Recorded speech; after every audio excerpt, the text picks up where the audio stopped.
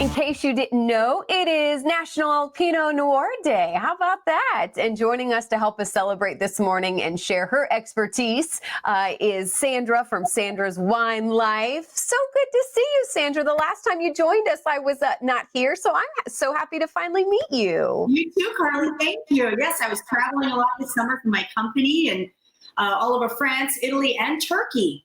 Visiting vineyards, so I'm exhausted. Glad to be home. You need a glass of wine, right? Oh, look at what I got! No.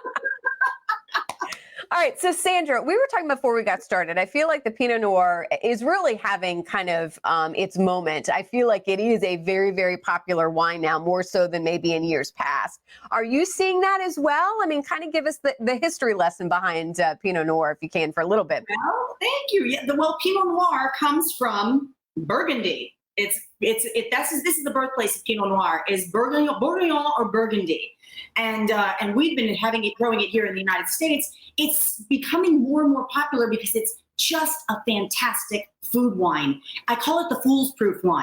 If you're out at dinner and you need to order a bottle of wine that's going to go with, say, your pasta, my salmon, his beef dish, Pinot Noir pulls together your whole meal. It's just a great, great, spicy, medium-bodied, easy wine to go. Easy, easy.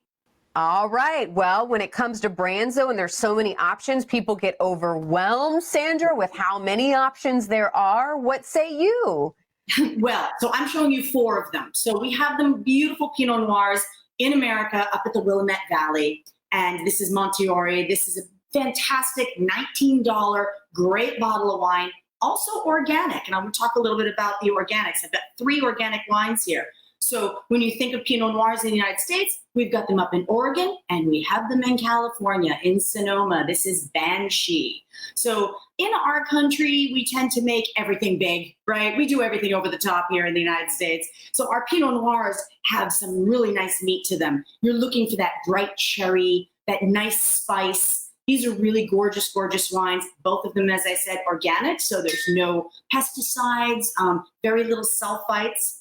Then I'm going to move over to France, which is the birthplace of Pinot Noir. This is Burgundy. So if you're looking, this one actually says Pinot Noir on the label. They're starting to do that because they want to educate us here in America that Pinot Noir is Burgundy. It's Bourguignon. So if you see a red wine from this region, you're drinking a Pinot Noir.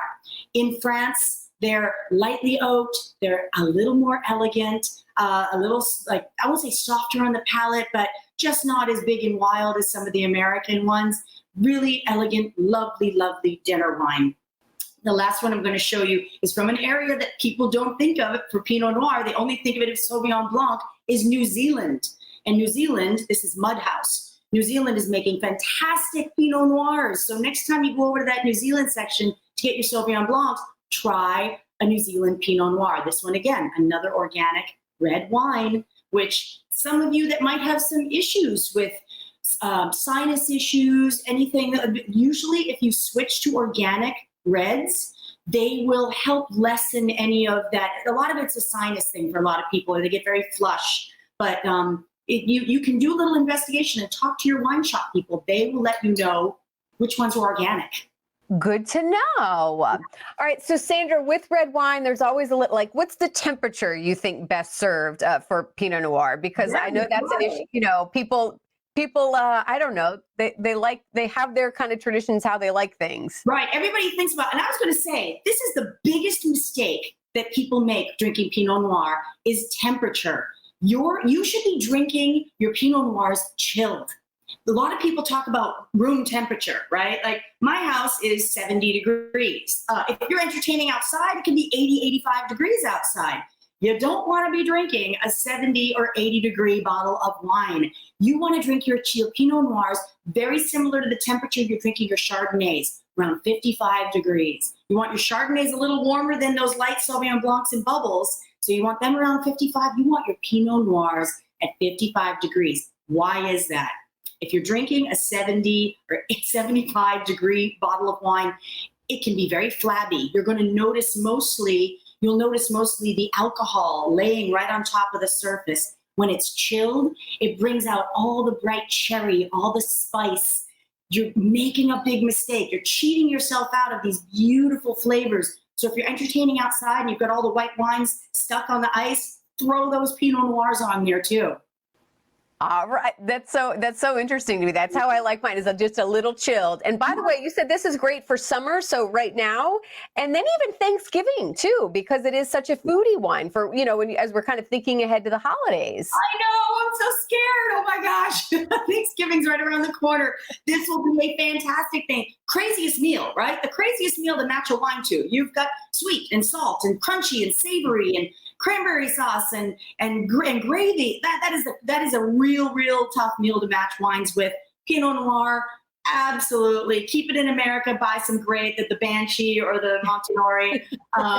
The fantastic American Pinot Noir with a beautiful American dinner. Oh, Sandra, I do. I can see why the team loved you so much. Where can we follow you and kind of get more of your expertise? Because of course, it's not just about Pinot Noir.